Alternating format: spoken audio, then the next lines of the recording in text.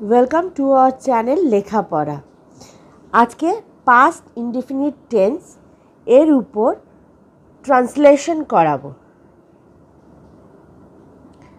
সে রচনাটি লিখেছিল।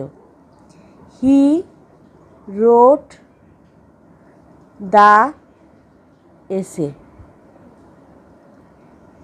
এটা হচ্ছে ভার্বের পাস্ট ফর্ম। ছেলেটি ছবিটা এঁকেছিল। The boy drew the picture.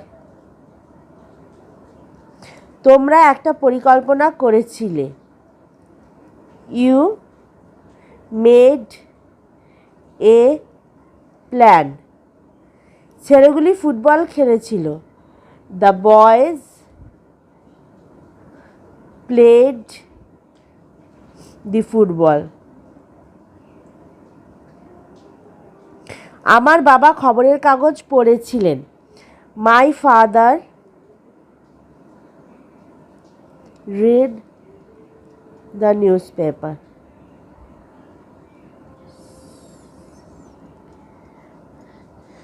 আমি বইটা পড়েছিলাম।